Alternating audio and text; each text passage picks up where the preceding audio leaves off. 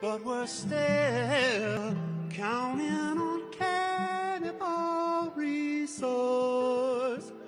Okay, open up your eyes. I think you're more than a terrified witness behind the arbitrary line. The arbitrary line.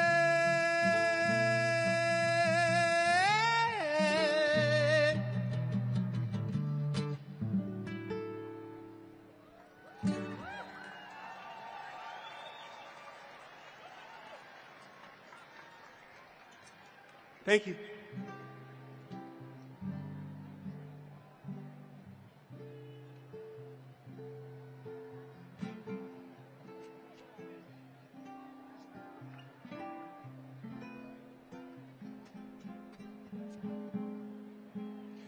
Los Angeles, this is our home.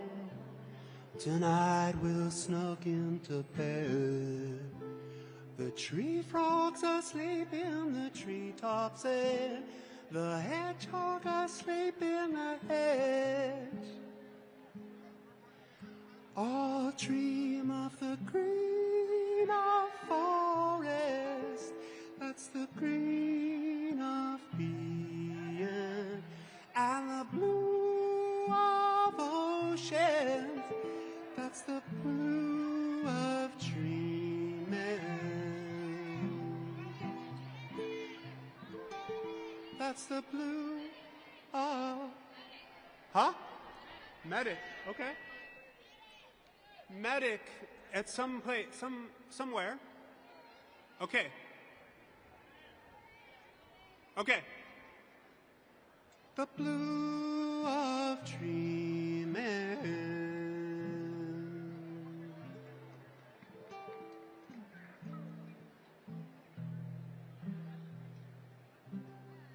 Now the night stretches out over the city asleep. The stars are safeguard over heaven, but the earth is just ours to safekeep. So let's dream of the green of forest. That's the green of being, and the blue of oceans. That's the blue of dreaming.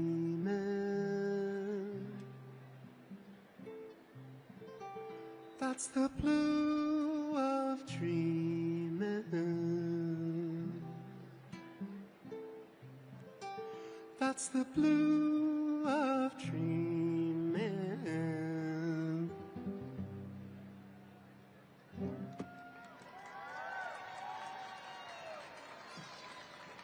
Thank you. Thank you. I want to play one more song. I want to have up to the stage Molly and Jody. Help me sing. Here we are.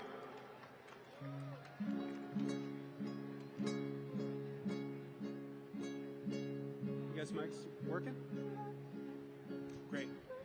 All right, this is an old Black Flag song.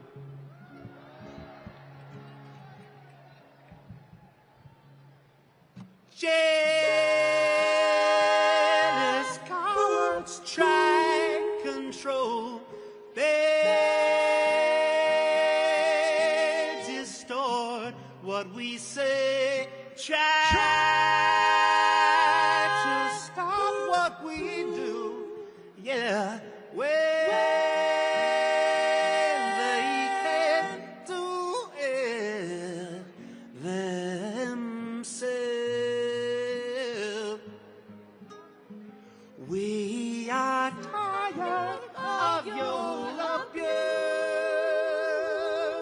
Try to stop us, but it's no use. Society's arms think they're smart. I I find satisfaction in what they're lacking, 'cause we are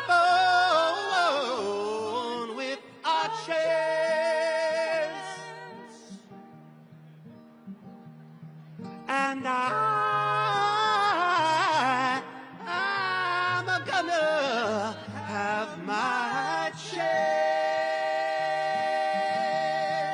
Whoa, rise above.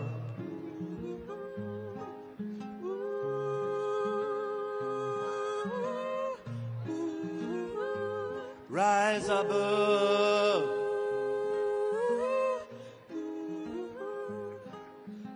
Rise above. Rise above. Rise above. Rise above. Rise above.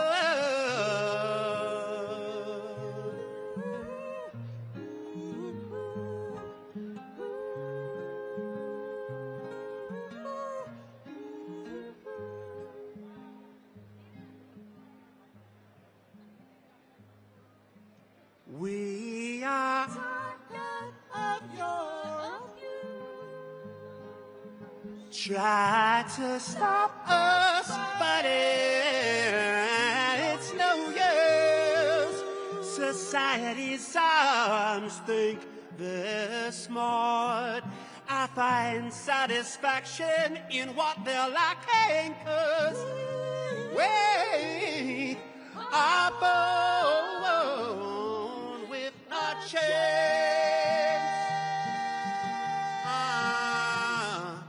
And I'm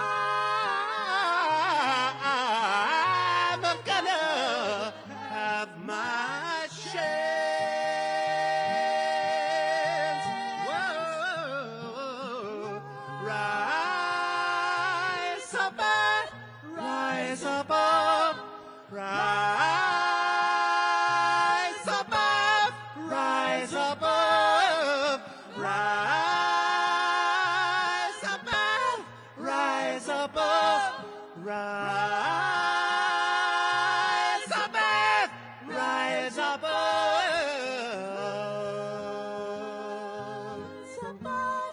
rise above, rise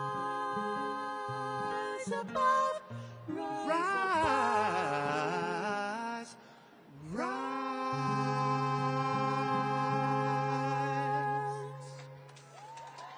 David Longstrap with the Dirty Bastards. Thanks so much. Los Angeles, you're beautiful. Elizabeth.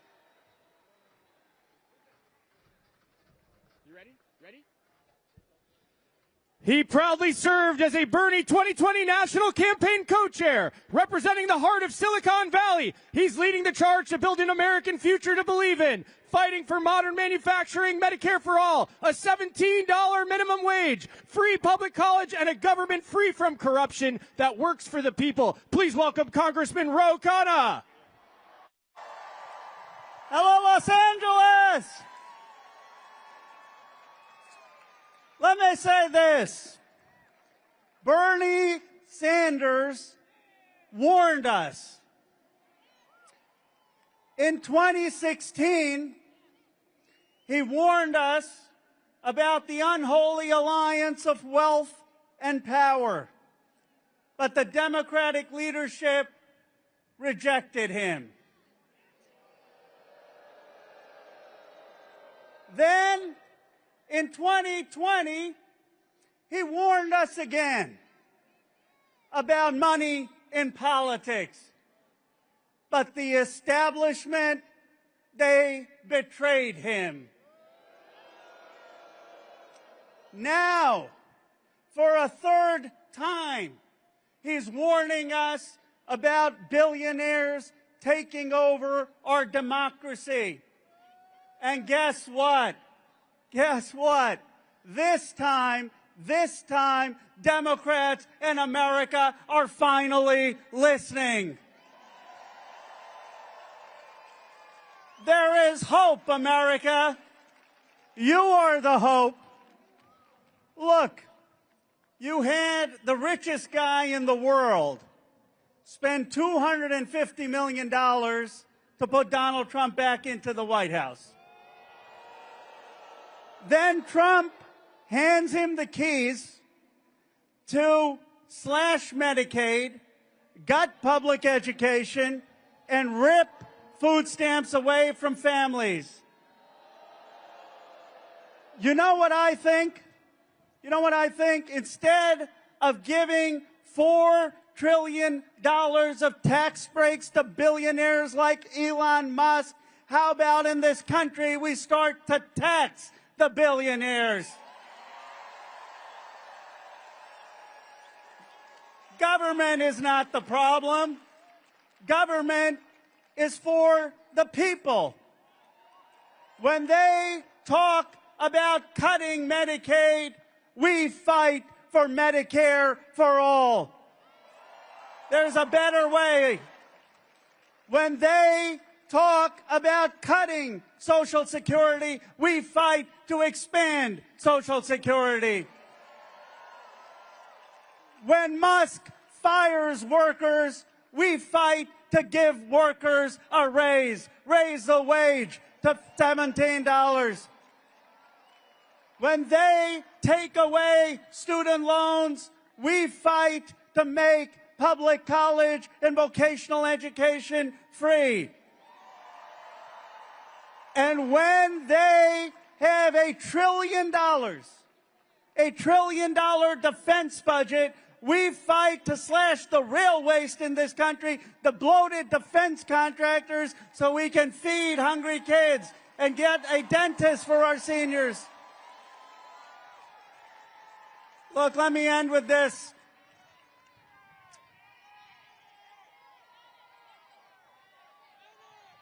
I was proud. I was proud to co-chair Bernie's campaign in 2020.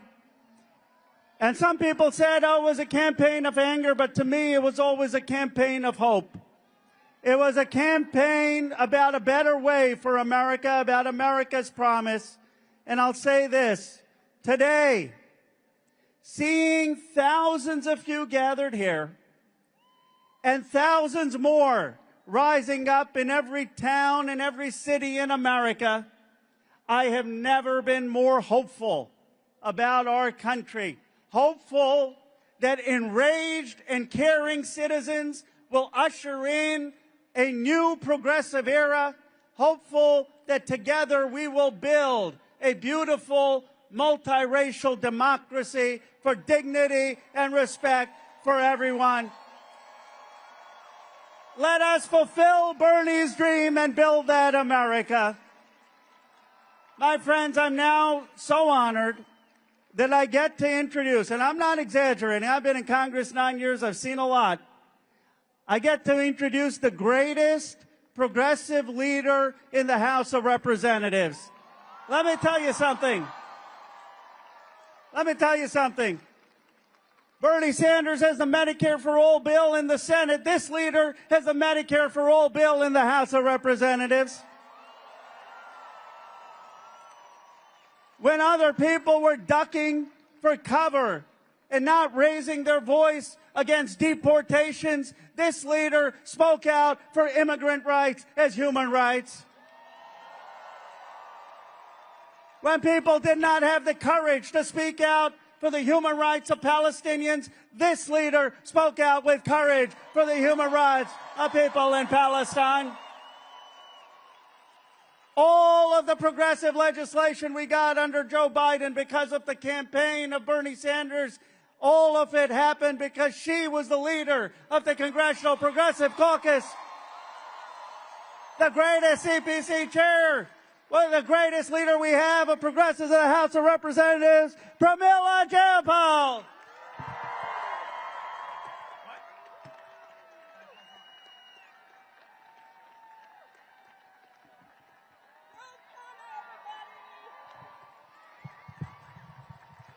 Give it up for Ro Khanna, everybody!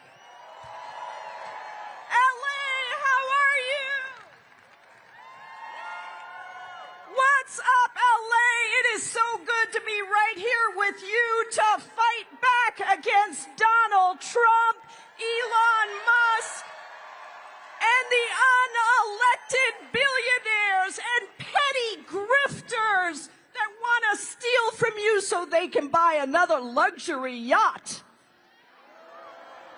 We are here to fight back against the corporations that are hiking the cost of childcare and laying off workers. And we are here to fight back against the authoritarians who want to strip you of your freedom of speech, the freedom to make choices about your own body, even your privacy rights. But listen, those of you who know me know that I'm not just about fighting back. I am here because we are also fighting forward. We are not just an opposition party, we are also a proposition party. We know how the world should look, we know what's possible, and most importantly, we know what we deserve. Look, these guys, they want us to live, in the words of the great African philosopher Bayo Akamalafe, in a world of extraction, transaction, and distraction.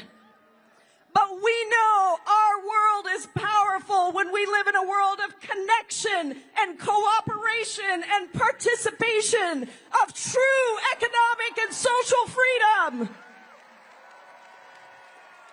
And that power is endless, and that is exactly why they are so scared of us, because of our power. Now, I'm not going to lie to you. This is not going to be easy. They are taking everything that everyone has worked so hard for and making it even harder. How the hell are you going to buy a house when the rent is already too damn high? And Donald Trump is hiking up the prices of lumber and drywall. How the hell are you going to afford groceries when the prices of eggs and fruits and vegetables just keep going up and corporations keep price gouging? And how are you going to afford health care that is already too expensive when they just want to give big pharma and big private insurance companies more profit while they privatize Medicare?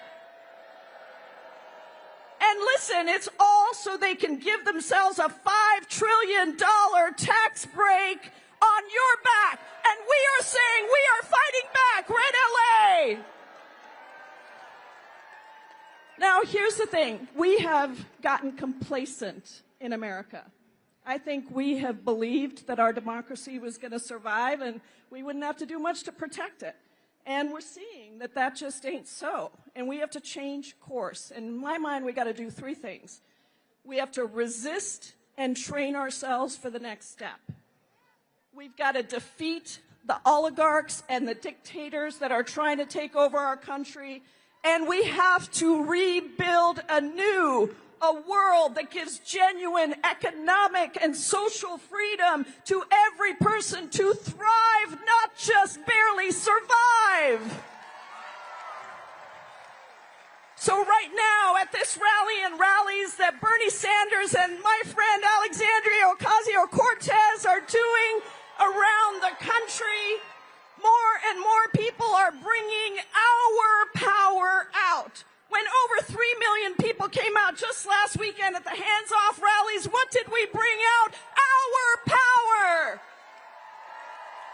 And at the many actions to stand up for Mahmoud Khalil and Kilmar Abrego Garcia, and the trans people and immigrant kids right here in LA Unified School District who were detained by ICE, who were being terrorized, LA people across the country stood up. Our power. Now, in addition to the rallies, we got to train and educate ourselves actively for what's coming. We need to learn tools. We need to learn tactics from powerful movements across the world. And that's why I launched the Resistance Lab trainings. We have had over 20,000 people in 3 weeks sign up. There's one tomorrow morning, 10 o'clock to 12 o'clock. You can sign up at PramilaForCongress.com because we need to get ready. We need to get strike ready. We need to get street ready. We need to get ready to take down these dictators and oligarchs. Take down the people who are destroying our unions and our institutions, selling off our public goods and resources to the highest bidder, and stripping us of our Social Security, Medicare, and Medicaid. And when we do that, that's when we rebuild the world we know is possible, where every single one of us, white, black, and brown, every race, every class across America, gets to just live a decent life, where we have a roof over our head, food on the table, education for our kids, and dignity with Social Security when we retire. That is all we are demanding. And by the way, that's exactly why Bernie Sanders and I are introducing again the Medicare for All bill in just a couple of weeks. Now, if you all are ready for that vision of the world that we are building anew, then I want you to take the hands of the people next to you, raise them up in the air, and show that our coordinated resistance is stronger than their hate, that our love is greater than their greed, and that our power will eclipse their cruelty. Thank you, LA. Thank you for everything you are doing. And now, I have the great honor of introducing an absolute legend, Grammy Award winner, Rock and Roll Hall of Famer, and the person who had the moral voice of nonviolent resistance movements throughout the history of our country. Please welcome Joan Baez.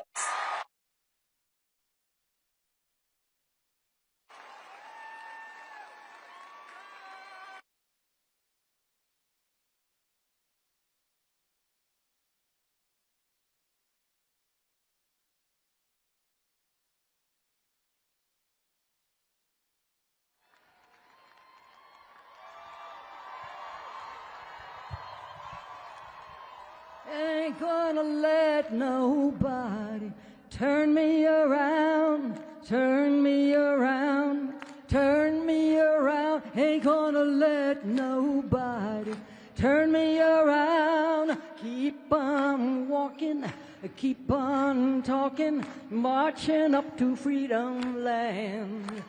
Ain't gonna let no hate and bigotry turn me around, no, turn me around, no. Turn me around, ain't gonna let no hate and bigotry turn me around. Keep on walking, keep on talking, marching up to freedom land. Ain't gonna let no white supremacy turn me around, no, turn me around, no, turn me around. Ain't gonna let no white supremacy turn me around. Keep on walking, keep on talking, marching up to freedom land. Ain't gonna let those lousy billionaires turn me around, no, turn me around, no, turn me around. Ain't gonna let those lousy billionaires turn me around. Keep on walking, keep on talking, marching up to freedom land.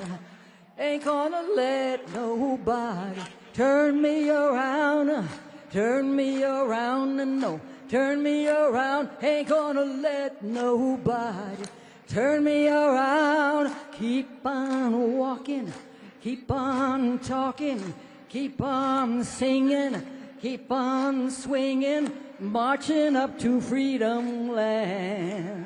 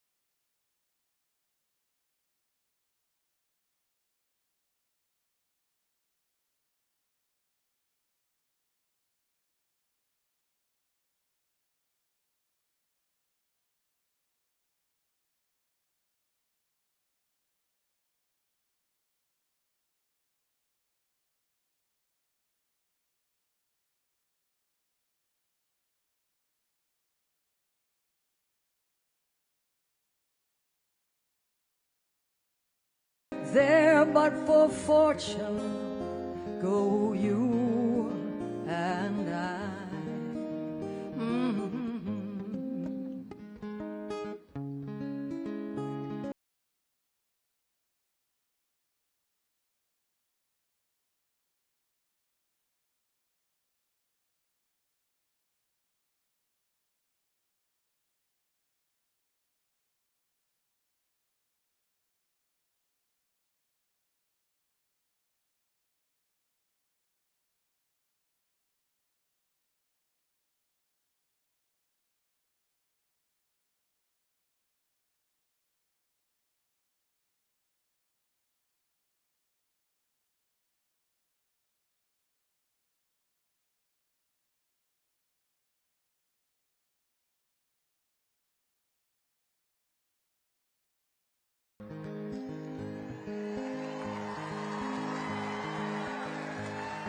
Show me the country where the bombs have to fall. Show me the ruins of those buildings once so tall. And I'll show you, young land, with yet so many reasons why, that there but for fortune go you and I, you and I.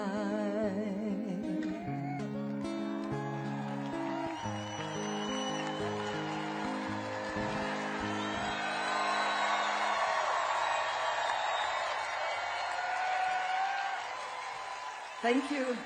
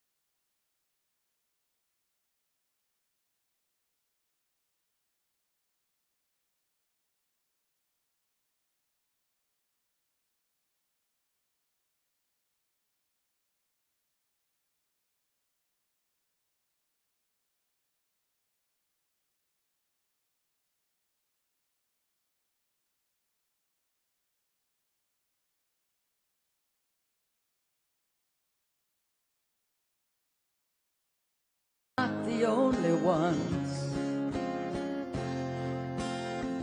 I hope someday they'll join us and the world will be one.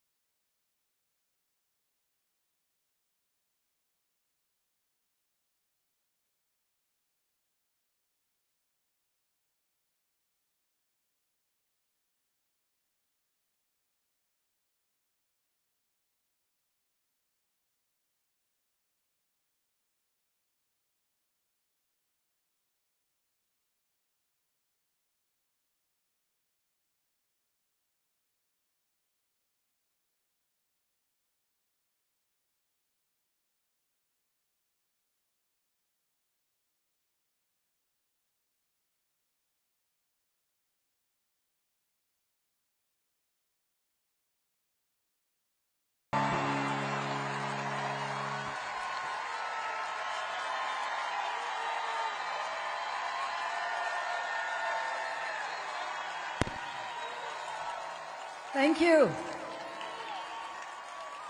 Thank you. And now I'm proud to introduce the first woman of color, the first person of color to ever be the president of the California Labor Association, Lorena Gonzalez.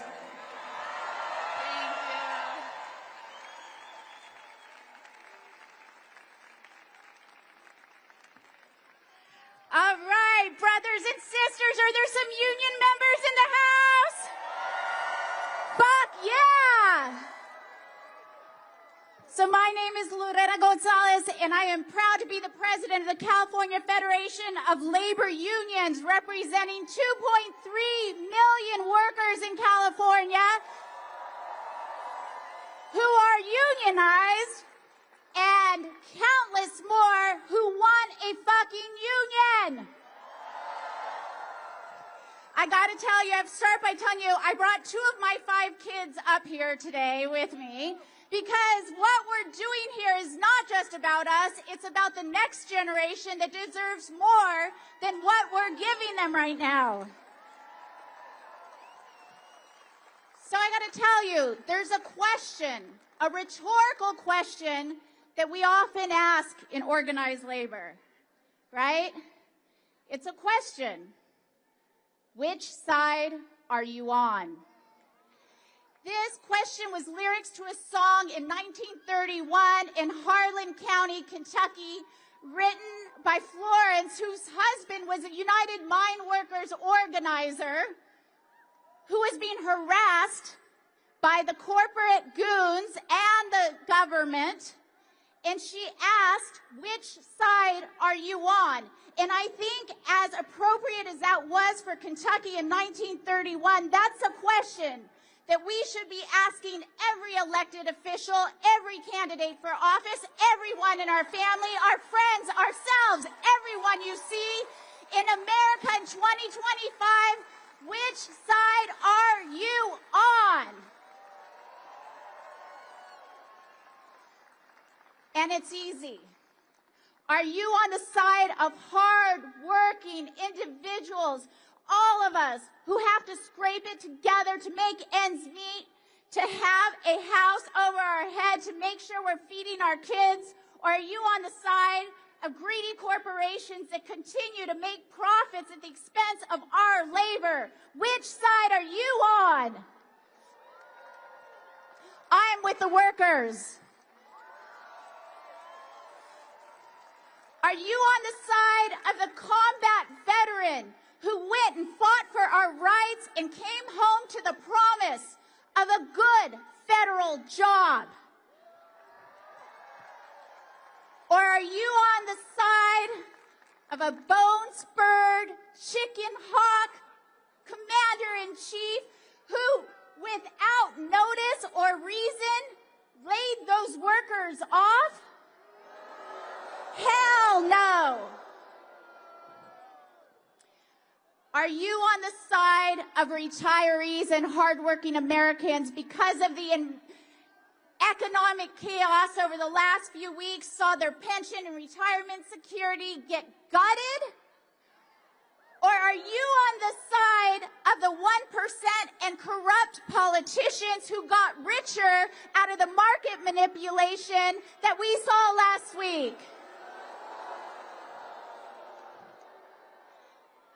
It should be easy. What side are you on? I'm on the side of the workers. I'm on the side of the baristas and the warehouse workers and the gig workers and the academic workers and the nurses and every worker that is organizing for a union. Not on the side of corporations like SpaceX and Starbucks and Amazon, who are in court right now trying to take away our inalienable right to form a union and collectively bargain. Fuck no, I'm with the workers. and this is serious. As the daughter of an immigrant, I have to ask you, are you on the side of a young sheet metal apprentice, a graduate student, a farm worker, children who've been ripped apart from their families and deported to another country without notice? Or are you on the side of some bootlicking deporters who imprison them without due process? Hell no! I'm with the workers. So, as much as Hardin County in 1931 seemed like a long time and a long way away, it's not that different from America in 2025. And so when you're asked, what side are you on? We have a simple answer in organized labor as well. When they come for us, when they investigate us, when they threaten us and harass us, we say, I'm not afraid. I'm sticking with the union. Fuck yeah. All right, so I could not leave without my favorite chant. This is going to take a lot of fighting, all of us together, collectively fighting what is happening in Washington now. Because when we fight,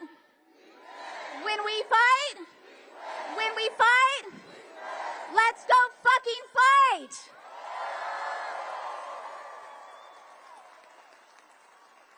It's now my pleasure to ask you to welcome up the multi-platinum Grammy Award nominated artist, producer, and songwriter. Give it up for Maggie Rogers.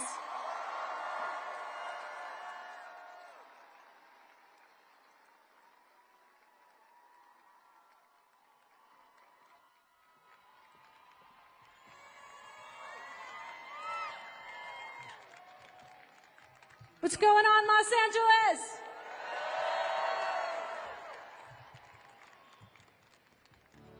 Welcome to Bernie Cella.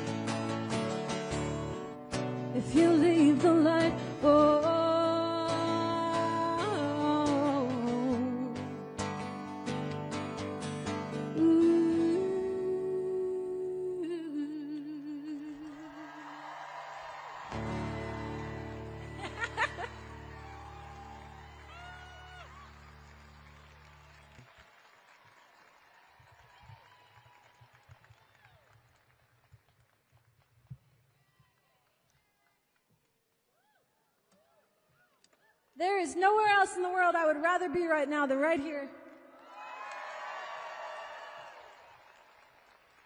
Days like today remind me that the people will always have the power. And I'm so inspired to stand with you today for a future that includes everybody.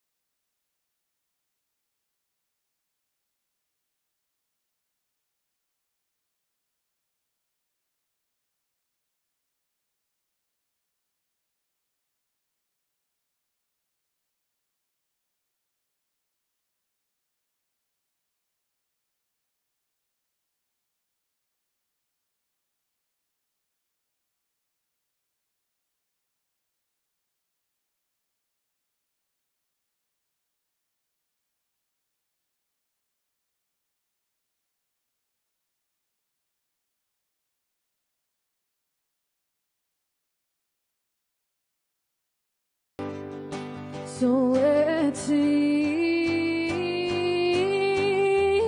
and now breathe deep, I'm inhaling. You and I, this air in between, leave me be, breathing so loud. You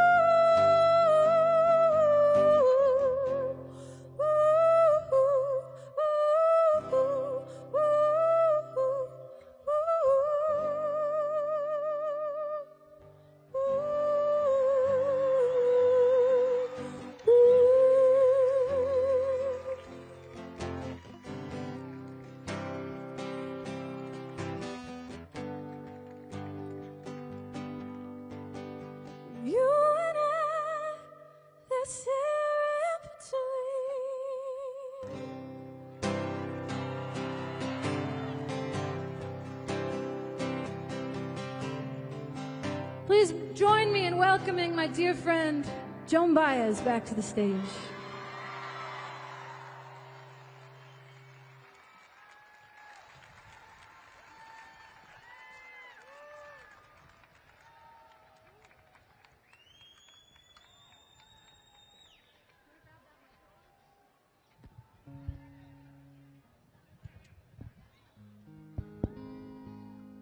Really?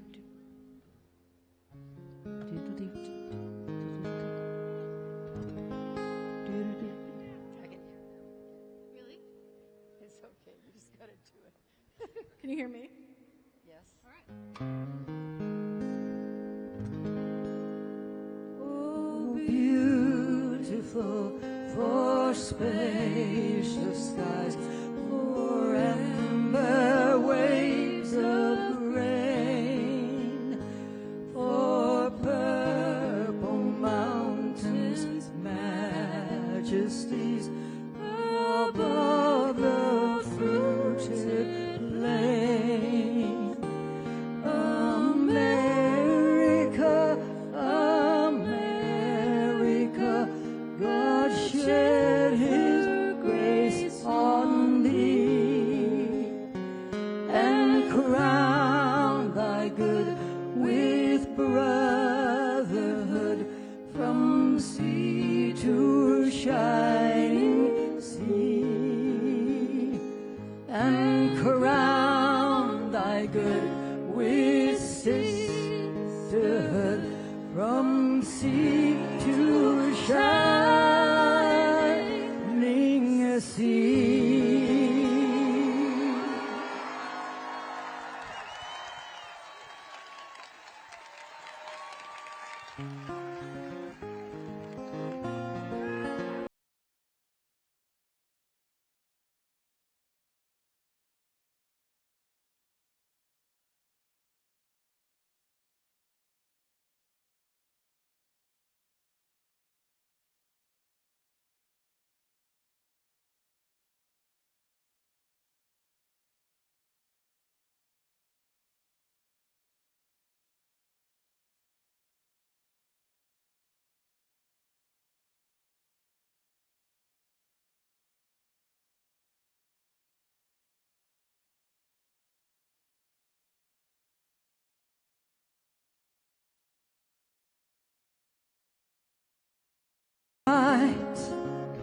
Well, there ain't no use in turning on your light, baby.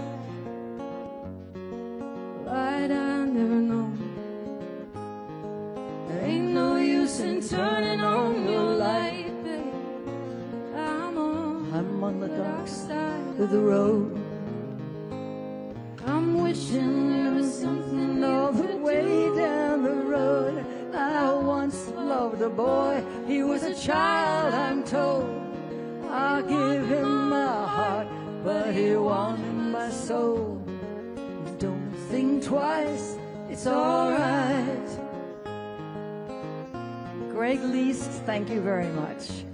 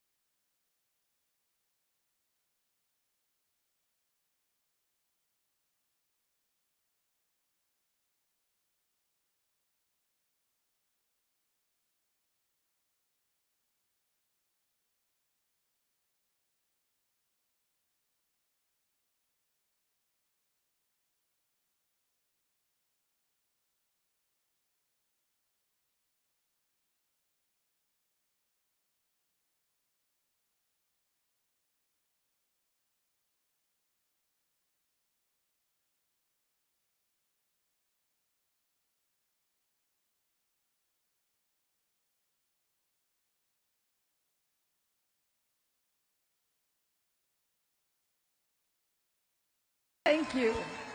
Thank you so much. Thank you with a much more meaningful goal, although I loved it, than we had at Woodstock. Thank you.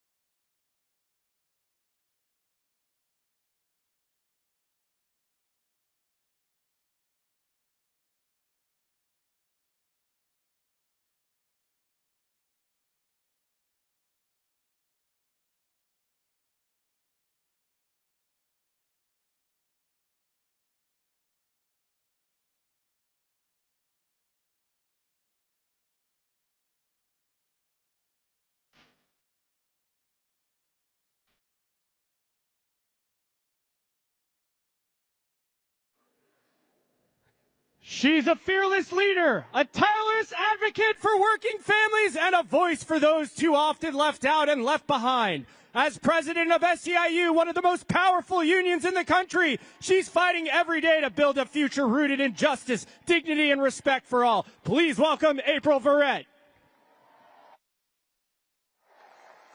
Hello, Los Angeles! I said hello, Los Angeles! Damn, it feels good to be home. I am indeed April Verrett, and I am the extremely proud and humble president of SEIU, representing 2 million workers who keep this country running in our hospitals, in our schools, in our airports, and in our city halls, like that one right across the street. I want you all to take a second, take a look around you, because this is what power looks like. This right here, this is what the oligarchs fear the most. They fear us. They feel people coming together across every line they have drawn to divide us. I want to thank Senator Sanders and Congresswoman Ocasio-Cortez, fighters who have been, they are not new to this, they are fighters who have been calling out the billionaire class.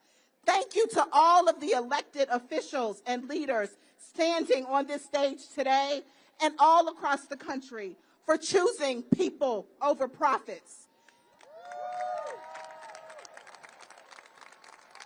And most of all, thank you, each and every one of you. Thank you. You are the reason we are going to win. The great Ida B. Wells once said, "The way to right wrongs is to turn the light of truth upon them." So I'm going to let this little light of mine shine. Can we do that? Because when billionaires can buy elections while workers can't pay the rent, that's corruption. When corporations make record profits while communities go hungry, that is exploitation. When the Supreme Court strips away union rights while handing power to the wealthy, that is tyranny. Corruption in our politics, exploitation of our labor, and tyranny in our courts. Y'all, these are not separate issues. They are symptoms of diseases. And those diseases, corporate greed, racism, and white supremacy. And today, these diseases have metastasized into cancer, into a cancer that is infecting our democracy. And we know what that cancer is. It is oligarchy. And we're not going to sugarcoat it. We're not going to whitewash it. We're not going to tiptoe around it. We are going to confront it, and we're going to take it head on. So let's talk about what that confrontation looks like. What's happening right here in the beautiful state of California. Just this week, Uber and Lyft drivers rallied in our state capitol up in Sacramento. Yeah. They are demanding their right to unionize under Assembly Bill 1340.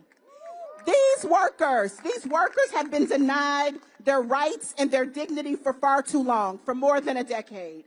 They have been kept powerless under the lie of independent contracting. You all remember Prop 22 from a few years ago? You remember that? The tech giants spent $200 million to lock in exploitation. They tried to call it innovation, but we know what it is. We know what it is for too many workers. It's meant instability, and it has not meant freedom. So drivers like Indira, where's Indira? Drivers like Indira are fighting back. And Indira and over 40,000 of her co-workers, drivers across California, have already signed up, ready to join SEIU, California Gig Workers Union. Because they know the truth. They know the truth that this ish, I'm going to try not to cuss. They know that this ish, it ain't new. It's just the same old exploitation. You all, a few weeks ago, I returned from Selma, Alabama, where I spent time on the Edmund Pettus Bridge. Sacred ground in our fight for justice. It was the 60th anniversary of Bloody Sunday. And standing on that bridge, it was really clear to me we are still fighting the same fight. The same forces that met those civil rights marchers on that bridge with batons, they're now in boardrooms. And instead of batons, they are yielding algorithms. And they are signing executive orders. Different tactics, but the same old oppression. And in Alabama, in Montgomery, at the legacy sites, I saw the through line, y'all. The through line from the transatlantic slave trade through mass incarceration to the shit show that is happening right now in our country. And that through line is the same. It is dividing us by race to control us by class. I'm going to say it again. They are dividing us by race to control us by class. So no, hell no.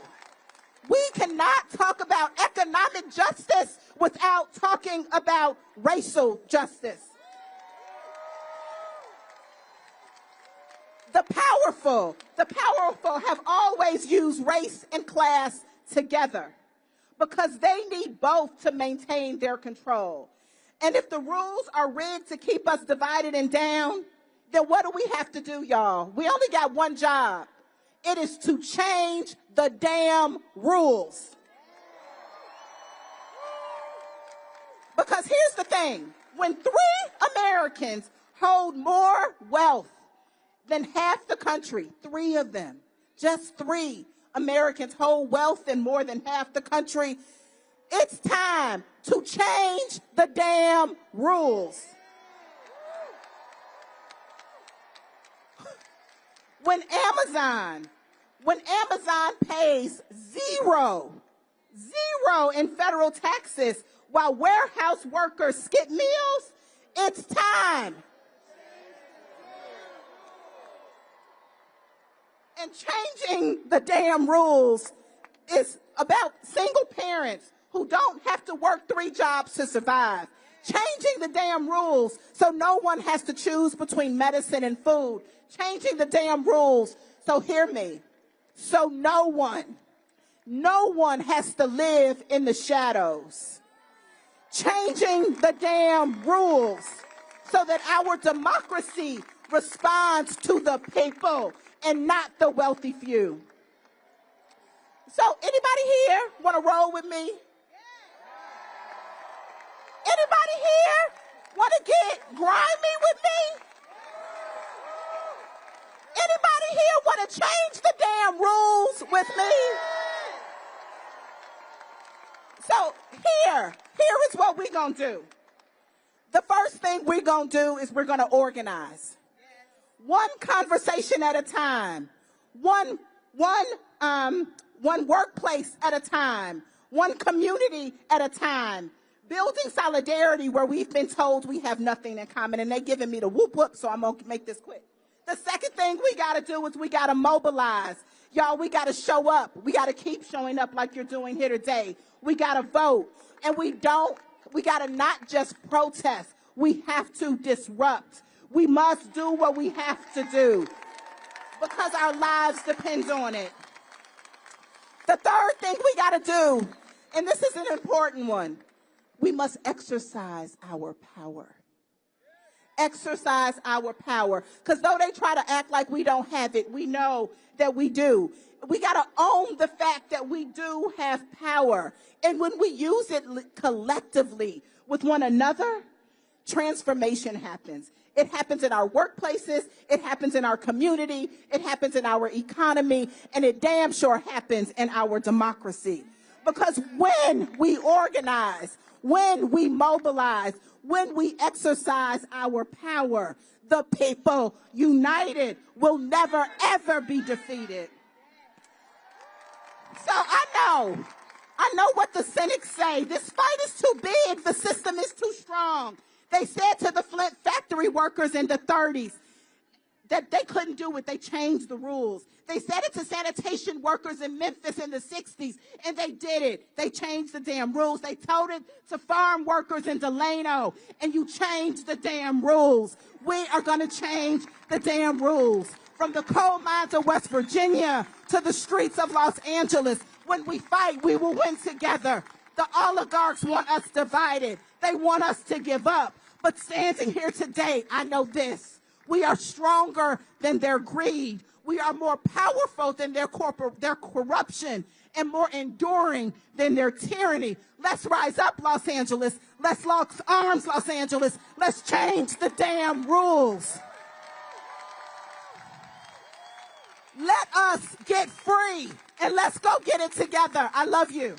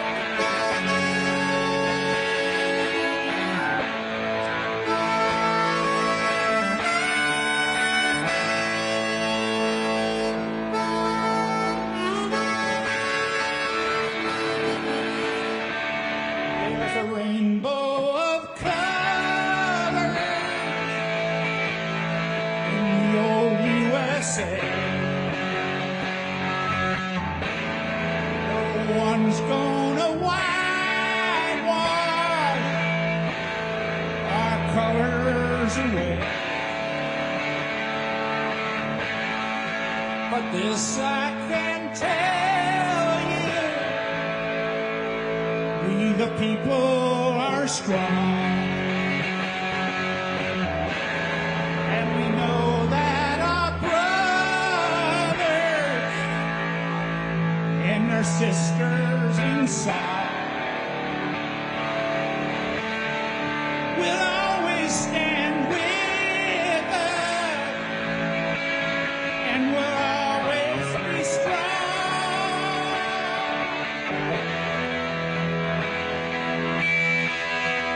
The people have spoken, and the walls are all gone. There's a rainbow of old USA. No one's gonna whitewash our colors away.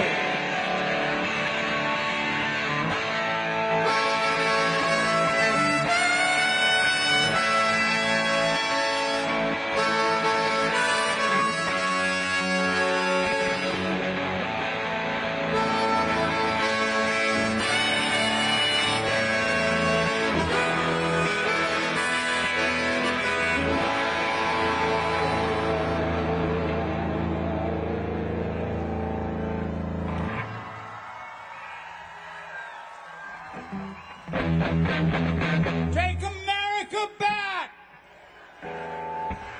Take America back!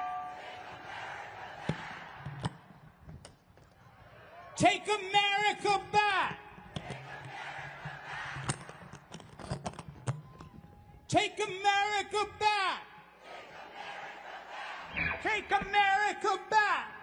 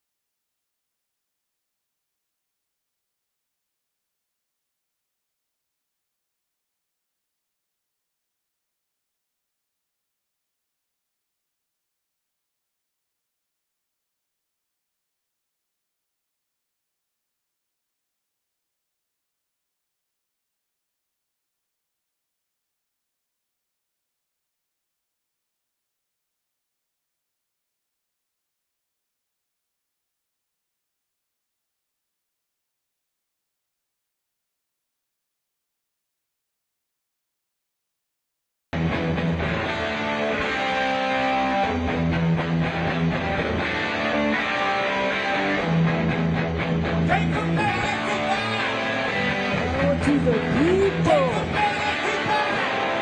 Power to the people. Power to the people.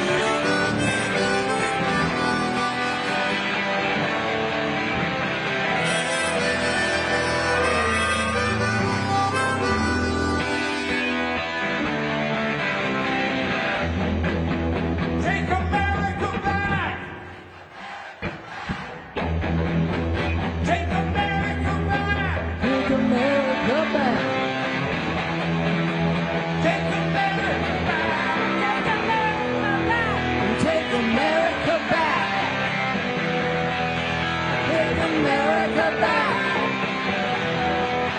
Take America back. Take America back.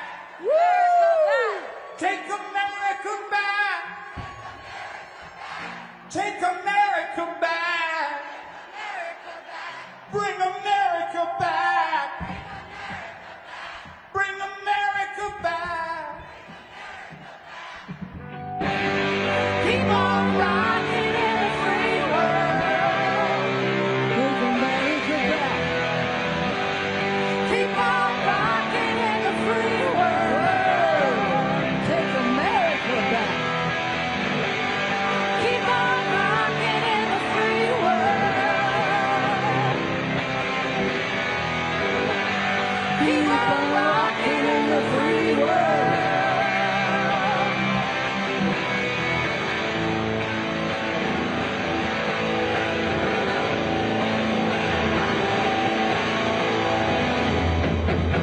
Take America back. Whoa!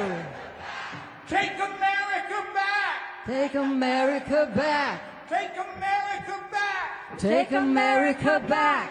Take America back. Take America back.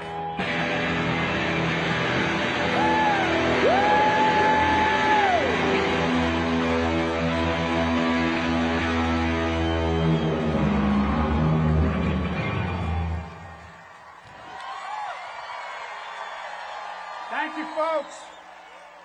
Thanks for being here. And thanks for being somewhere next weekend and the weekend after that until we get this straight. Just keep coming back, people. Right now we got OAC, Alexandria Ocasio-Cortez.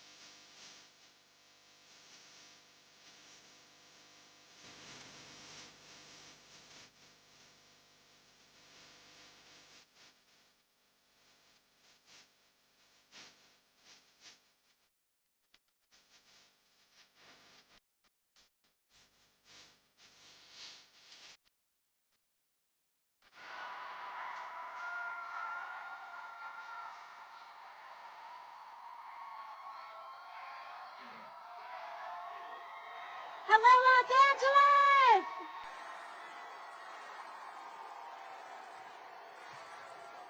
How are we feeling, Lily? Thank you, thank you, thank you. Thank you all so much for joining us today. I want to thank each and every one of you for making the effort to be here today. Thank you, thank you, thank you, thank you. And quickly, I'd love to also thank some of our excellent members of Congress who have joined us here today. We've got Judy Chu, Nanette Barragan, Gil Cisneros, Jimmy Gomez, Sydney Kamlager-Dove, Luz Rivas. Of course, you also heard from Pramila Jayapal and Ro Khanna earlier today. Thank you all so much. My name is Alexandria, and some of you may know me as AOC. And from the bottom of my heart, thank you for welcoming me to Los Angeles. And also, happy Passover to all of our friends celebrating this weekend. Thank you.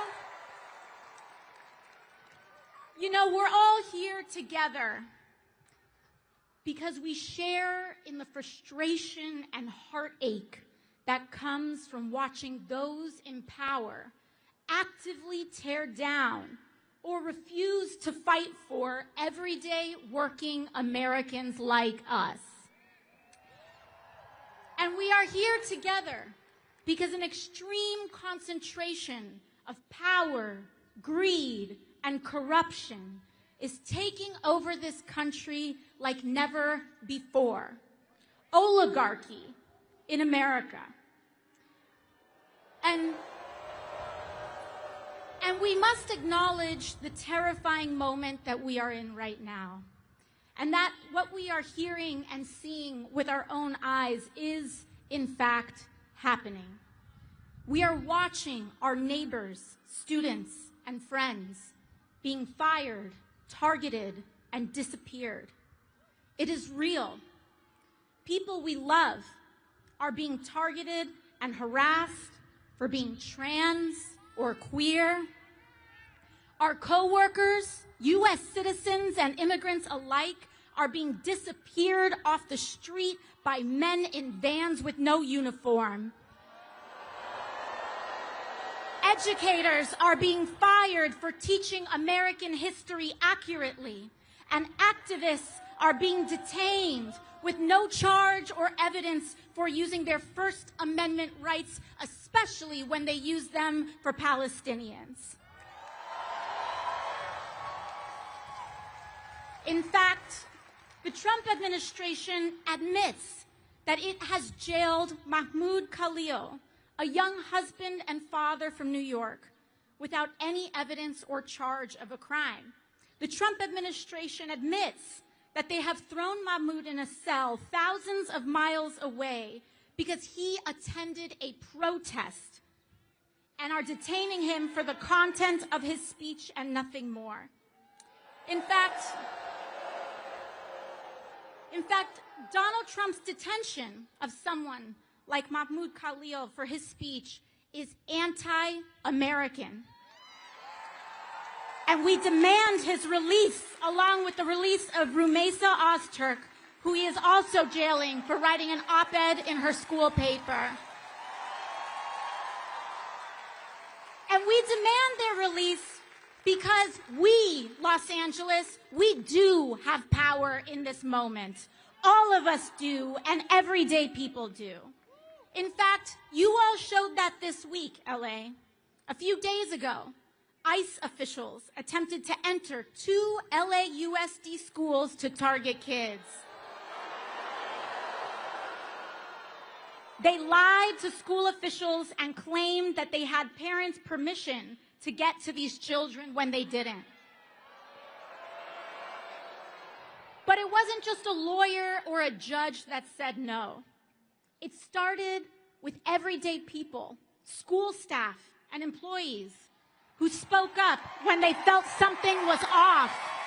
And it was the teachers and principals that stood strong and said no to protect their kids when it could have been easier to say yes out of fear.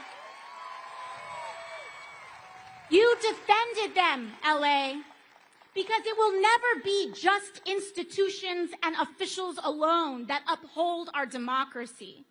It will always be the people, the masses, who refuse to comply with authoritarian regimes, who are the last and strongest defense of our country and our freedoms. Because we know, Los Angeles, that a better world is possible, and we are willing to do something about it. But to get there, we need to be honest about how we got to this place. Because this moment did not come out of nowhere. It has been a long time coming. The destruction of our rights and democracy is directly tied to the growing and extreme wealth inequality that has been building for years in America. It is not a coincidence that billionaires like Elon Musk dumped billions of dollars in this election to elect Trump. And I'll tell you, LA, he sure as hell isn't doing that out of charity.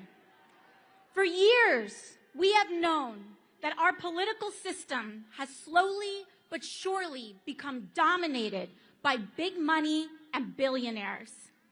Time after time, we have seen and experienced how our government and laws are more responsive to lobbyists than to the will of everyday people.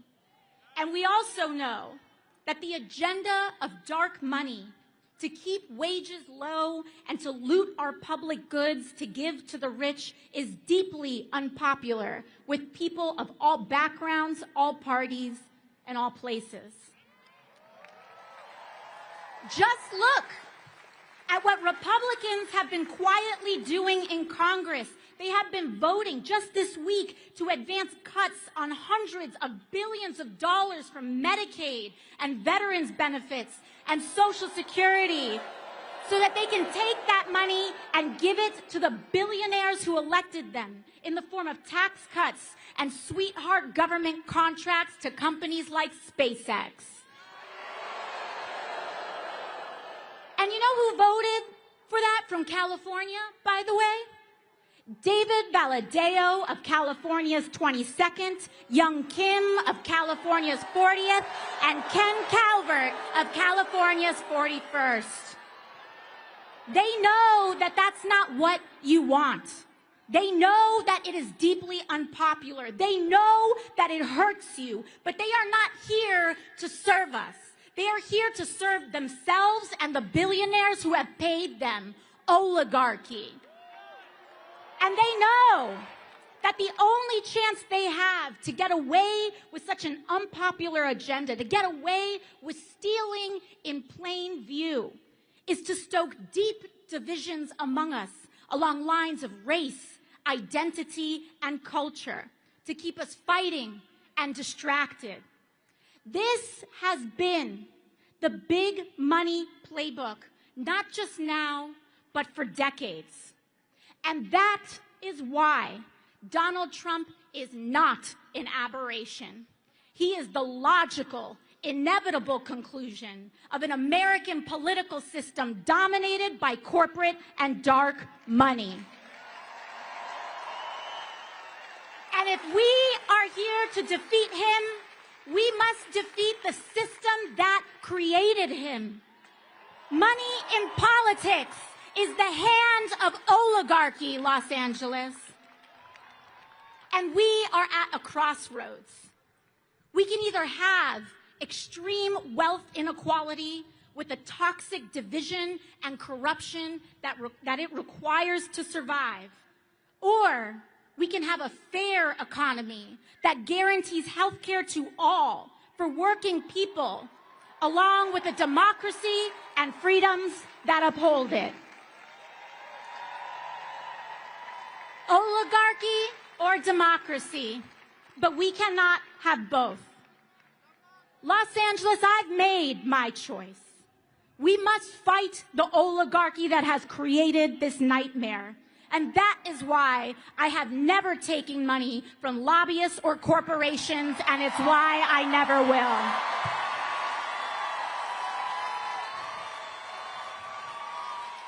You know, when I first got to Congress, I was genuinely shocked by how this place worked. Even having run against dark money and on a campaign against it in the first place. The everyday influence of corruption and dark money was astonishing, how normalized it is. In fact, Congress and members of Congress have somehow conditioned itself to actually believe that it is normal for elected representatives who swear an oath to the American people to day trade individual stocks that make millions with the sensitive information that we are entrusted with for the purpose of governing. How can anyone possibly make an objective vote on health care, energy, or war when their personal money is tied up in pharmaceutical, oil and gas, or defense company stocks? They can't. You can't. And we saw this play out this week with Trump's corrupt and disastrous tariff scheme. I hope that we all see now that the White House's tariff shuffle here didn't have anything to do with manufacturing like they claimed. It was about manipulating the markets.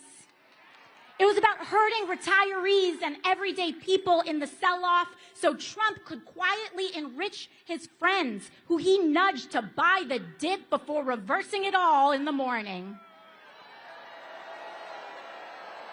Donald Trump is a criminal.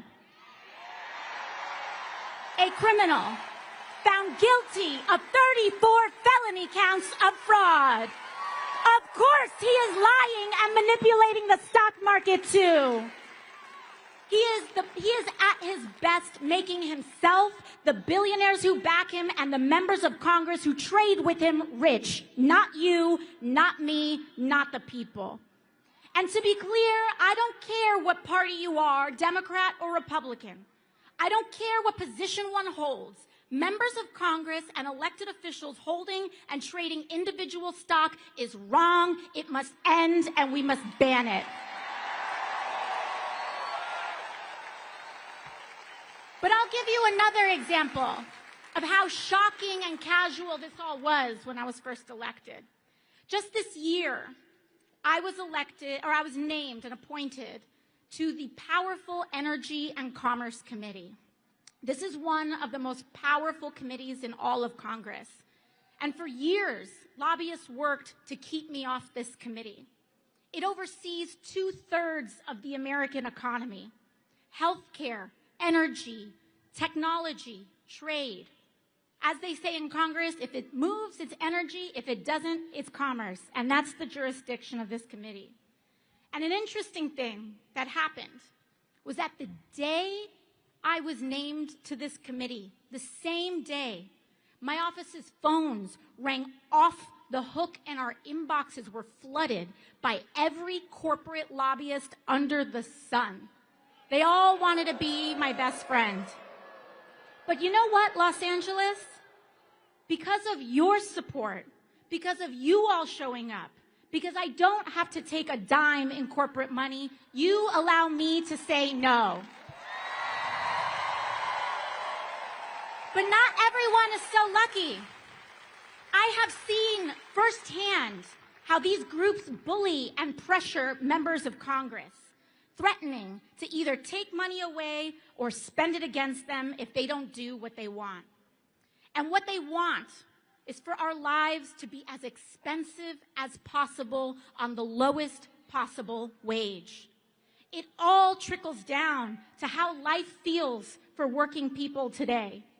These facts of life, the feeling of the water rising up to our throats, the impossibility to afford anything easily, the fear of speaking up, the deeply bitter and toxic division driven more by algorithms on social media than individual thought, the crumbling of our rights and protections. Understand that all of this is what it means and what it feels like to be governed by billionaires. This is what oligarchy feels like, and it only will get worse until we act. It is this system that relies on division to legislate greed that has brought us the most corrupt administration in American history and the Republican majorities to support it. Big money is how we got Donald Trump. And his whole presidency began with launching tools for bribery, meme coins to fleece working people and move around money in the dark, extortion settlements from media companies and law firms who gladly pay them. The removal of duly elected officials on Inauguration Day. Donald Trump removed duly elected officials from the chamber in order to make space for who's really in charge who were the billionaires who sat behind him. They have one central economic mission: to make billionaires richer at the expense of the United States of America. And it does not surprise us that their first economic mission has been to target Medicaid, Medicare, and Social Security, to fire our federal workers, and fleece and abandon our veterans so that they can hand that money off to the billionaires who are backing them. But this isn't just about the Republican attacks on working people, LA. We need a Democratic Party that fights harder for us too. And that means our communities, all of us coming together, choosing and voting for Democrats and elected officials who know how to stand for the working class. And LA, I want to thank you for working very hard and doing your best to try to make that happen. In fact, last month, when other Democrats caved, your senators, Alex Padilla and Adam Schiff, stood strong against the D.C. pressure and voted against the Republican spending bill to cut billions for working people. In fact, all of your Democratic members of Congress and all of your members here today voted against that bill too. Defend them, LA, and don't stop there. I want you to look at every level of office around and support Democrats who actually fight, because those are the ones who can actually defeat Republicans. So, folks, you know what that means. We have to start working now to give David Valadao, Young Kim, and Ken Calvert the boot and replace them with a brawling Democrat who will stand for the working people of California. But beyond elections, LA, our task is to build community. Block associations, volunteer groups, church organizations, PTAs, activist organizations, because community is the most powerful building block we have to defeat authoritarianism and root out corruption. This is the path to guaranteeing health care to every American, to establish a living minimum wage, to take on skyrocketing rents and mortgages, to tackle the climate crisis, and establish a country where the American dream is actually possible for all of us. I come from a working class family. My mom cleaned houses. My dad worked to start a small business. And they worked so hard just to make life possible a little bit better for my brother and I. And when I was a teenager, my dad was diagnosed with cancer. He passed away before I was even 20 years old. And the rug was pulled out from us, all in the middle of the 2008 recession. So many of us live like this. One accident, one bad day, one piece of bad news away from our lives falling apart. We don't have to live like this anymore, Los Angeles. We can stand with one another and stand for ourselves. And we might come from different places, but we share the same experiences. So to all who came here today unsure of whether this is where you belong, I want to say that you do. No matter if you have all the right words to say, no matter your race, religion, gender identity, or status, no matter if you disagree with me on some things, but if you are willing to fight for someone that you don't know, you are welcome here. If you are willing to fight for working people regardless of who they are, how they identify, you are welcome here. Because here, everyone is valued. But we have to stand together.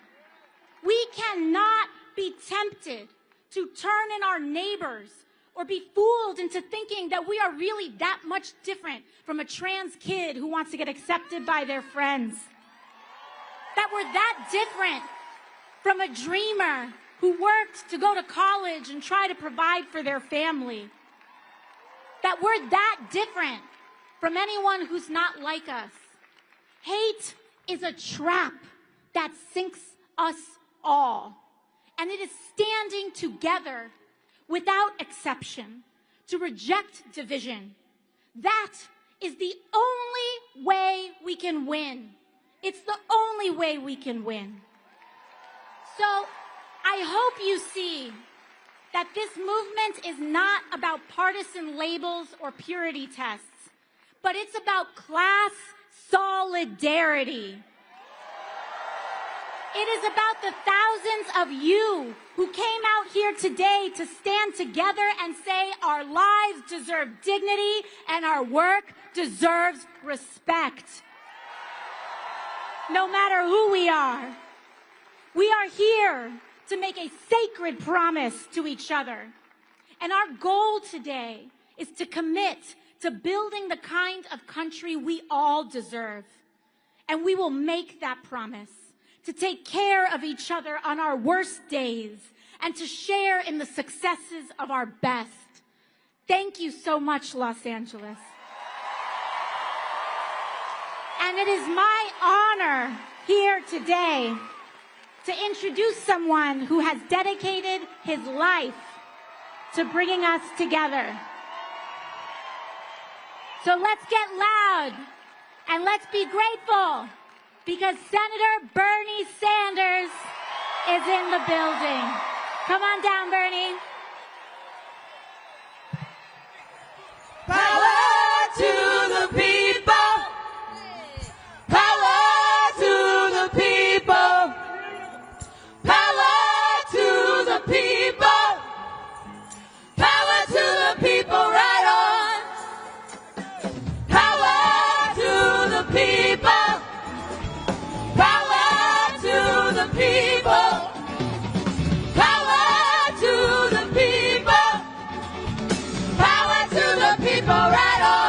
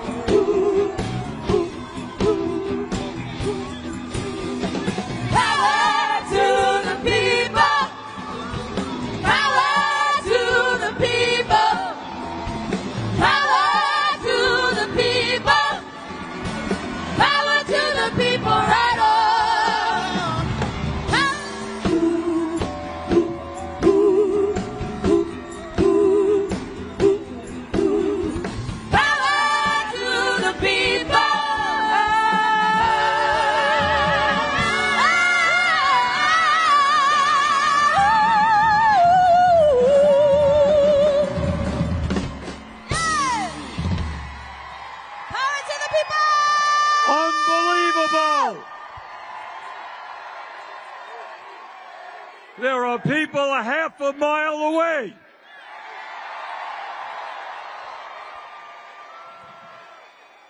Let me... Nope. It's not Bernie, it is you. Let me thank our brothers and sisters in the trade union movement for being here. Let me thank Unite Here, Liuna Local 724, ILWU, the Longshoremen, CNA nurses, NNN nurses, NUHW Kaiser nurses, UTLA, UAW, California Labor Federation, AFL-CIO. And today we pledge with our brothers and sisters in the trade union movement, we are going to grow the movement. Millions of workers want to join unions because they know they're going to get better wages, better benefits, better working conditions. Let's do it.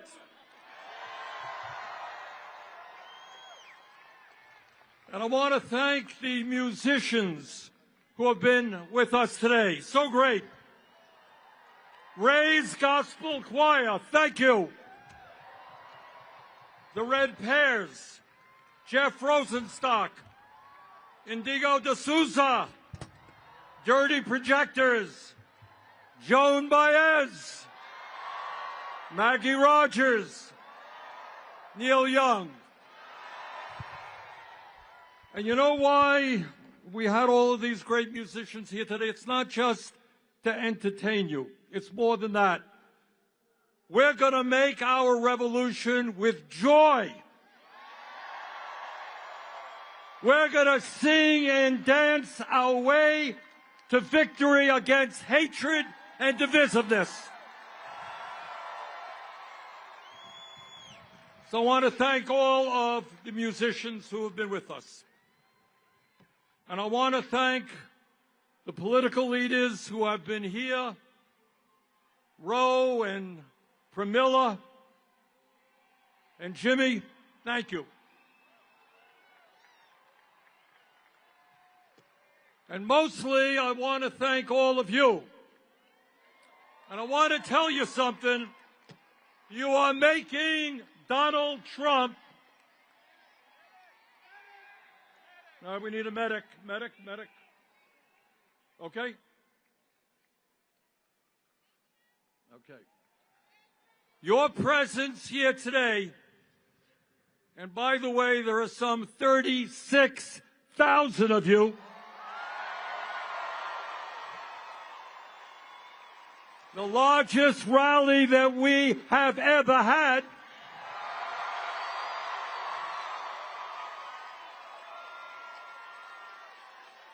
And your presence here today is making Donald Trump and Elon Musk very nervous.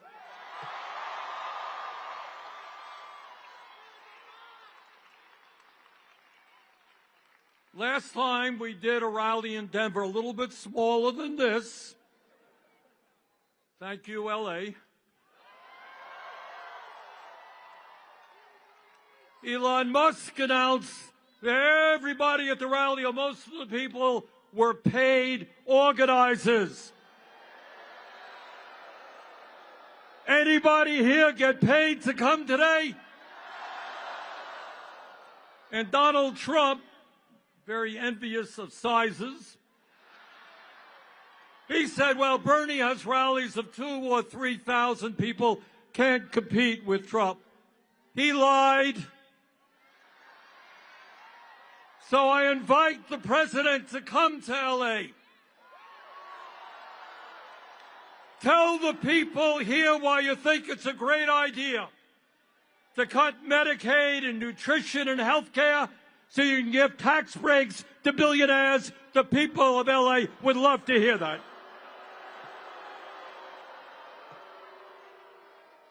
So why are we here in LA today? And the answer is obvious. We are living in a moment of extraordinary danger. And how we respond to this moment will not only impact our lives, but will impact the lives of our kids and future generations. And in terms of the climate, it will depend, we can depend on whether or not the planet Earth survives. That's why we're here today. We're living at a moment where a handful of billionaires control the economic and political life of our country. We're living in a moment with a president who has no understanding or respect for the Constitution of the United States. And let us make no doubt about it, moving us rapidly toward an authoritarian form of society. And Mr. Trump, we ain't going there. We are living in a moment where the Republican Party has, to a large degree, become a cult of the individual, obeying Trump's every wish, and at a time of massive income and wealth inequality. Right now, as we speak, they are plotting about how they can give $1.1 trillion in tax breaks to the 1% and devastate programs that working families need. You know, it's funny. Just yesterday, our good friend Elon Musk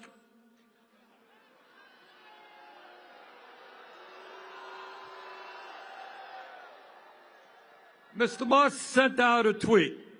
And in essence, he said, you know, Bernie Sanders has been talking about the growth of oligarchy year after year after year.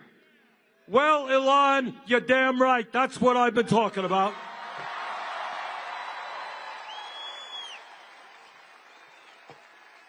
The difference is I'm no longer talking about how we're moving to oligarchy. I'm talking about how we are living today in an oligarchic form of society.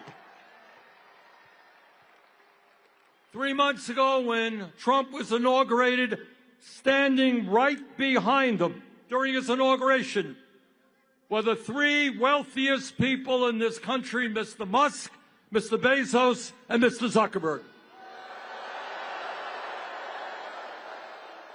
And right behind them were 13 other billionaires who Trump had nominated to head up major federal agencies. And that, brothers and sisters, is what oligarchy is all about. You know, lately, given what's happening in America, I've been remembering the history lessons that I learned when I was in the 6th grade. And I remember, and I think many of you will recall, when you think about your education, you'll remember hearing about Abraham Lincoln on the fields of Gettysburg in 1863. And that was just a few days after 20,000 Union soldiers had either died or been wounded fighting against the nightmare of slavery. And Lincoln looked out on that field, and this is what he said, and you will all remember it. He said, quote, we here highly resolve that these dead shall not have died in vain, that this nation under God shall have a new birth of freedom, and that government of the people, by the people, for the people, shall not perish from the earth.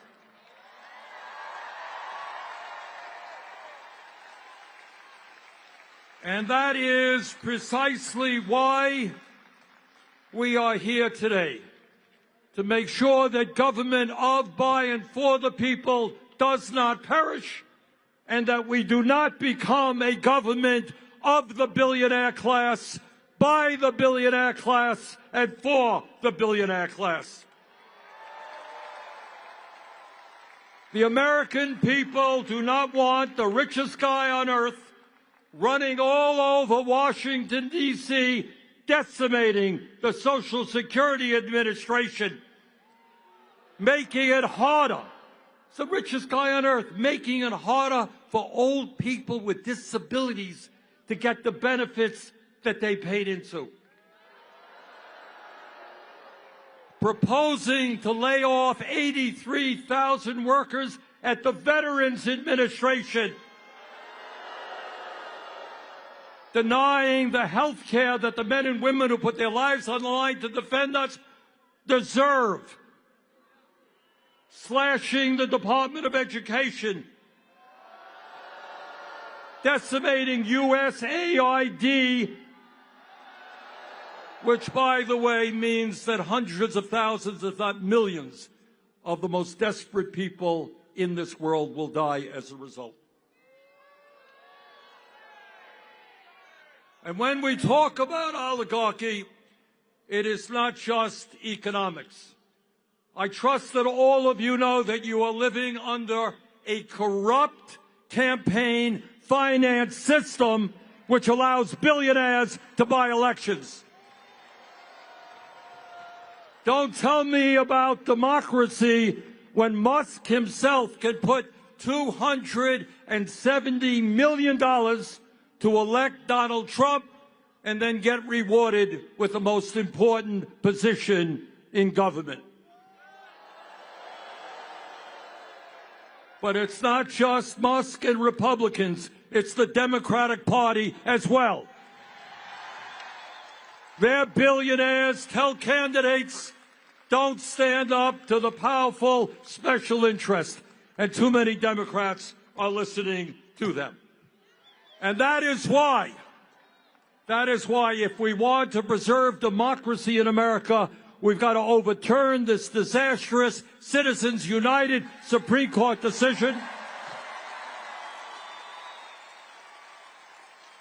And we've got to move to public funding of elections. In America, one person, one vote, not billionaires buying elections. And let me tell you something about the oligarchs. They are very, very religious people. But their religion is not based on doing unto others as you would have them do unto you. Their religion is not based on love or justice. Their religion is based on greed, greed, and more greed. All over this country, in Vermont, California, all over this country, we have a serious problem with drug addiction, with alcoholism, with other forms of addiction. But in my honest opinion, the most serious addiction crisis we face is the addiction of the oligarchy toward greed. They got billions and billions of dollars. It's not enough. They need more. And if they have to step on the poor and the disabled and working class people, that is what they will do unless we stop them, and we will stop them.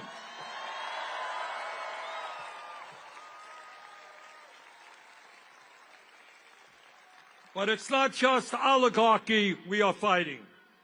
We're fighting, okay, EMT.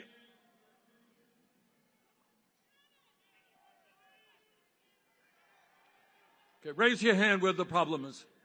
Okay, can we get somebody there? We got it, somebody? Okay, thank you.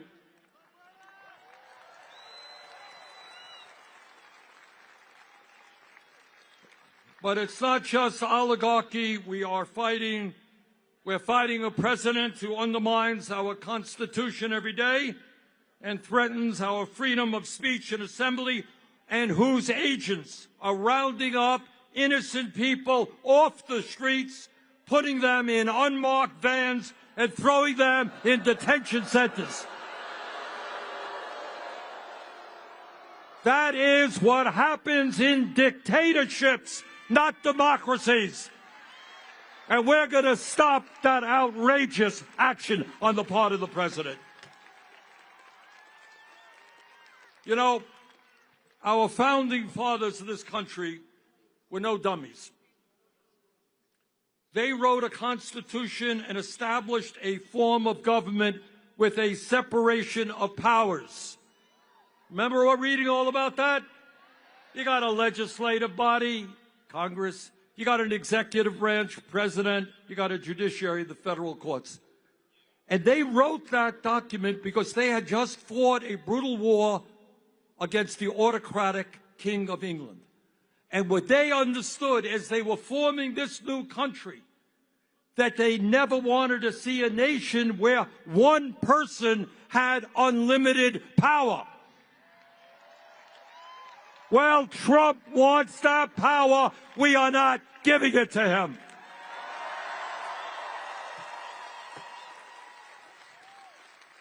Trump is suing the media because they say bad things about him.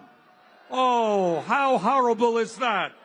He has sued ABC, CBS, Meta, the Des Moines Register. His FCC is investigating NPR and PBS. He loves the media when they fawn over him, but he can't take criticism. This from a guy who has made vulgar comments about his opponents. Hey, Mr. President, if you can't take criticism, get out of politics. That's what democracy is about.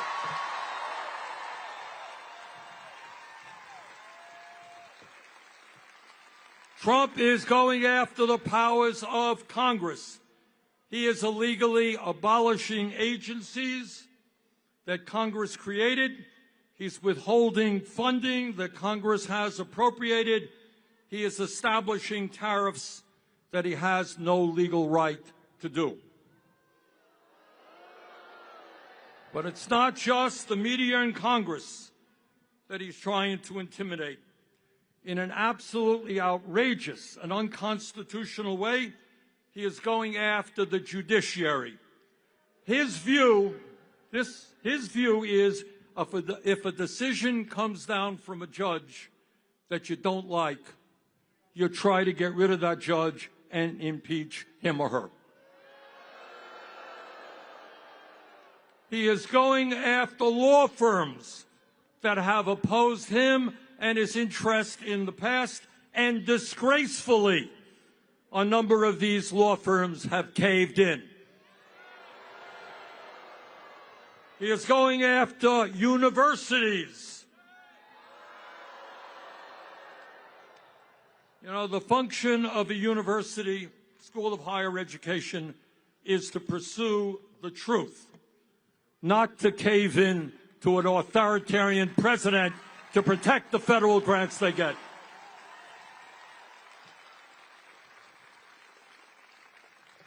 But it is not just Trump's and his administration's domestic policy that we should be concerned about. For the first time in our 250-year history, we have a president who is aligning himself with dictatorship abroad. No, Mr. Trump, Ukraine did not start that war. Putin and Russia did.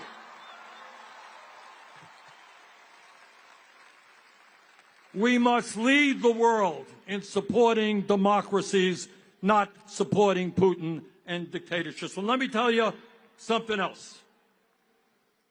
Trump wants over $8 billion more to go to Netanyahu's war machine.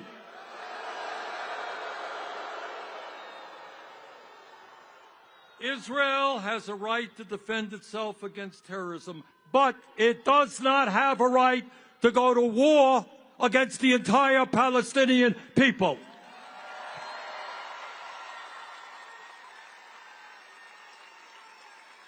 It does not have the right to kill 50,000 people, injure over 100,000, and destroy the entire infrastructure. And as bad as that is, Trump wants to expel the 2.2 million people in Gaza in order to create a playground for his billionaire friends.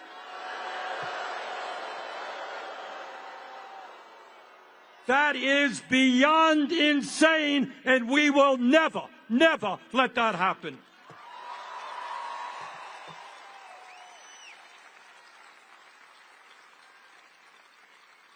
Brothers and sisters, not just oligarchy and authoritarianism. Our job right now, at a time when the very richest people in America are becoming phenomenally richer, our job is to create an economy that works for all of us, not just the people on top.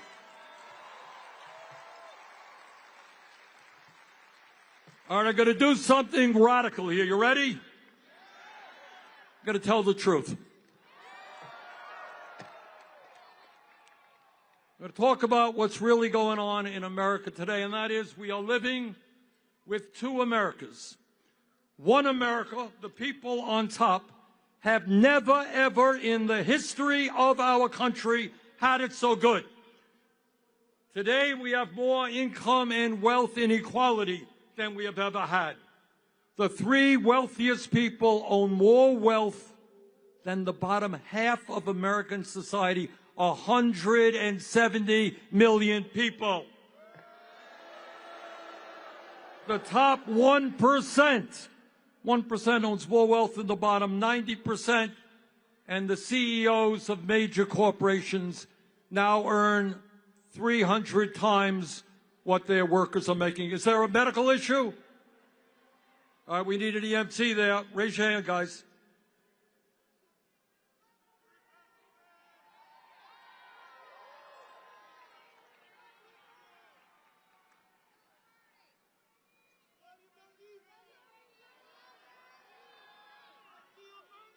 But it's not just income and wealth inequality. We have more concentration of ownership today than we have ever had.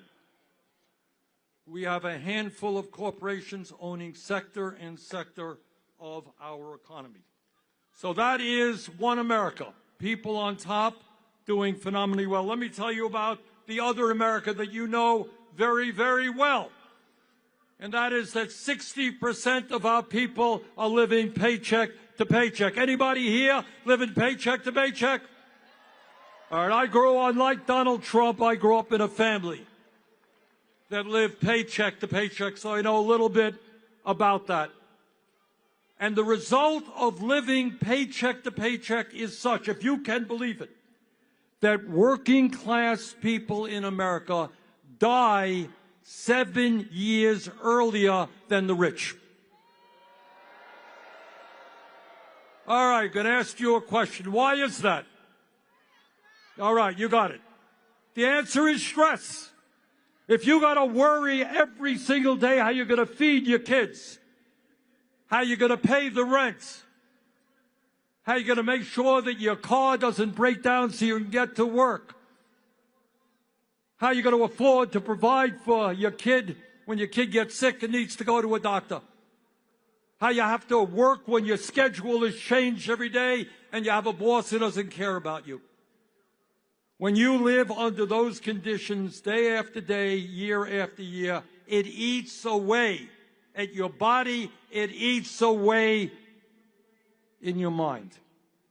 We need to create an economy where all of our people can live out their life expectancy in the way that they should.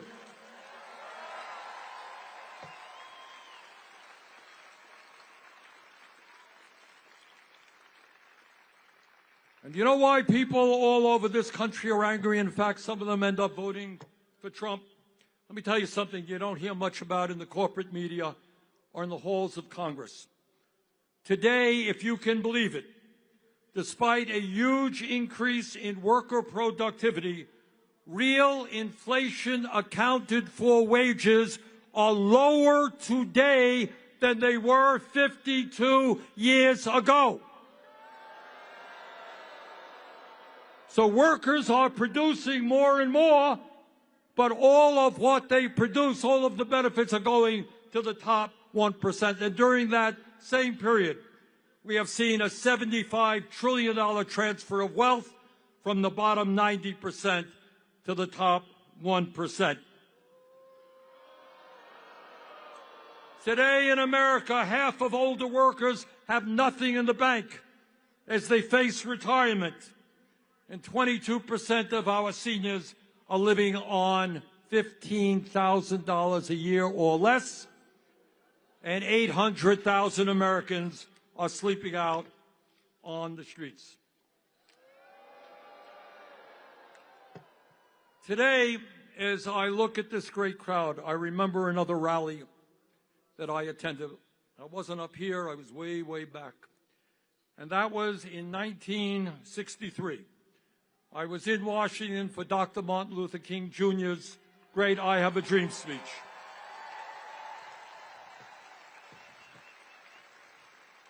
And the truth is, while many, many problems remain, we should be proud that we have made significant progress in fighting racism.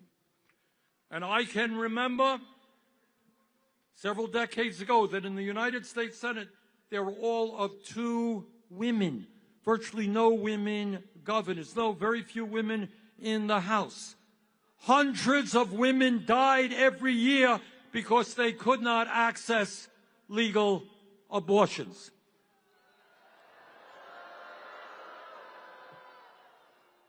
I can remember growing up when young people who were gay were ashamed to acknowledge that and suffered in their silence. And nobody back then would have dreamed that we would achieve gay marriage in many states in this country. So my point is that we have made and should be proud of the fact that we have made progress in a number of enormously important areas. But we should also be conscious that in perhaps the most important issue, the economic struggle that so many Americans are now engaged in, we have lost ground. Back in 1944, President Franklin Delano Roosevelt, one of the great presidents in the history of our country, he gave a State of the Union address. And this is what he said back in 1944. He said, you know what? We are a great country. We have a great Constitution. We have freedom of speech, freedom of religion, etc. But what we need to add to that is to understand that economic rights are human rights.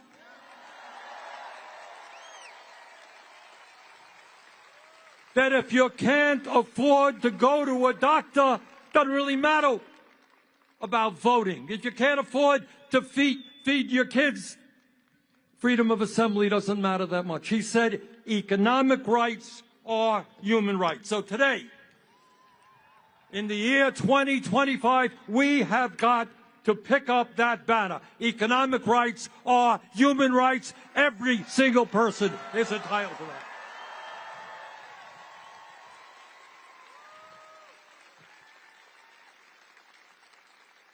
And this gets to a very fundamental issue. Musk and his friends see you as nothing more than workers to be disposed of. They got rid of tens of thousands of federal workers. And when information, artificial information, and robotics comes, they're going to throw you out on the street as well. They don't give a damn about you. They don't give a damn about your kids. And what we have got to do is say, sorry, we are human beings. And we are entitled to certain fundamental economic rights. So no, we are not going to give more tax breaks to billionaires. We're going to demand that they start paying their fair share of taxes. No, we're not going to keep a federal minimum wage of $7.25 an hour. We're going to raise that wage to a living wage. No worker in America should live in poverty. End of discussion.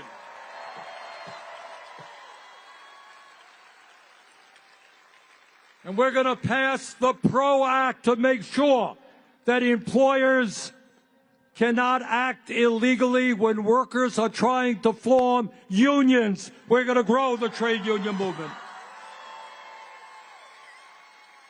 In America, we're not going to turn our backs on our parents and grandparents who helped build this country. We're not going to cut Social Security. We're going to expand Social Security benefits. And by the way, we're going to reestablish defined benefit pensions for workers in this America. Instead of making massive cuts to Medicaid, we must do what every other major country on earth does. It ain't radical. Health care is a human right. We're going to guarantee health care to all. Through a Medicare for all single-payer system. The function of health care is not to make the insurance companies and the drug companies rich.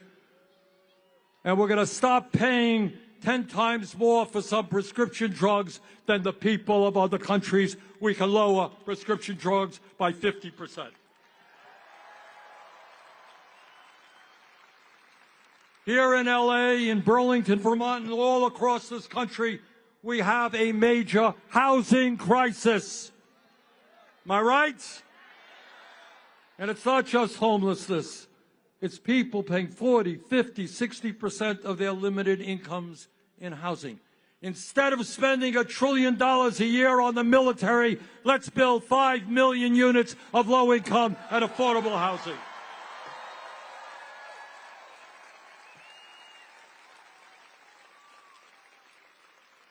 Brothers and sisters, we live in a competitive global economy.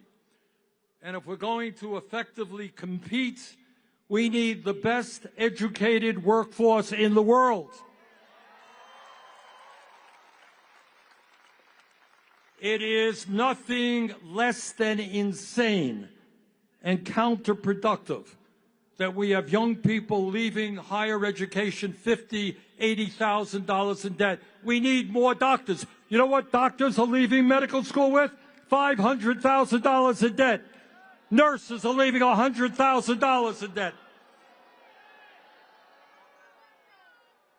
Education is a human right, from child care to college. We need sheet metal workers. We need carpenters. We need construction workers. We need apprenticeship programs. We need to make public colleges, universities, and trade schools tuition free.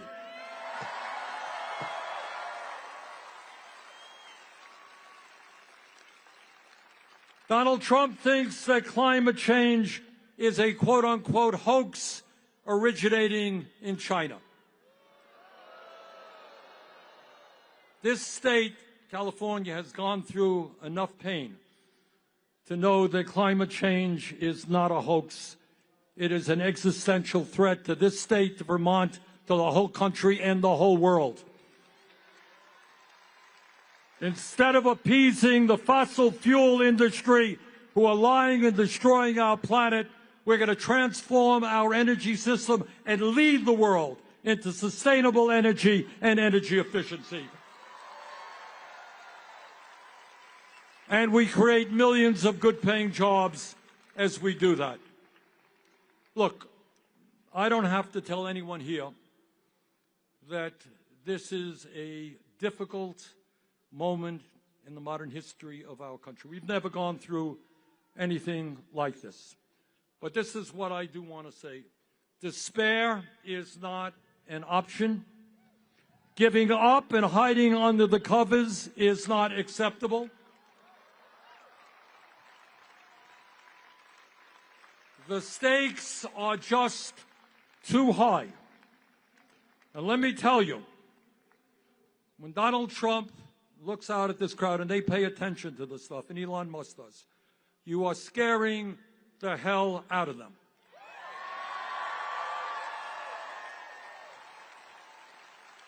Because they know what you know and what I know, is that they are the 1%, we are the 99%.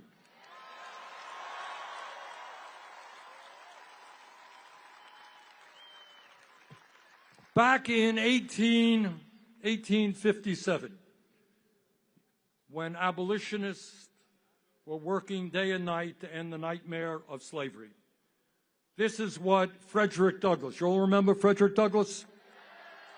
Very great abolitionist. Listen closely to what he said, because it is as relevant today as it was back then in the fight against slavery. This is what he said, quote, "Power concedes nothing without a demand.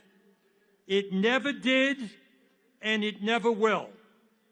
Find out just when any people will quietly submit to, and you have found out the exact measure of injustice and wrong which will be imposed upon them. And these will continue till they are resisted with either words or blows or with both. The limits of tyrants are prescribed by the endurance of those whom they oppress."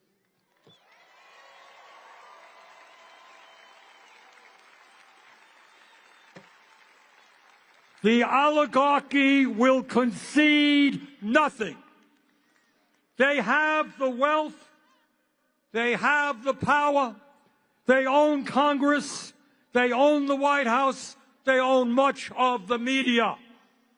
But they don't own us.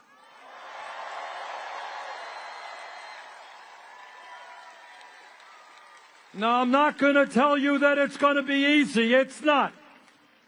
We're going to have to fight them door to door, workplace to workplace, school to school. We're going to have to educate. We're going to have to mobilize. We're going to have to stand up in a dozen different ways. But from the bottom of my heart, and I've been to every state of this country, I don't care whether you're Republican, Democrat, or Independent, the people of this country do not want oligarchy. They do not want authoritarianism, and they want a government that works for all of us, not just the 1%. Thank you all very much.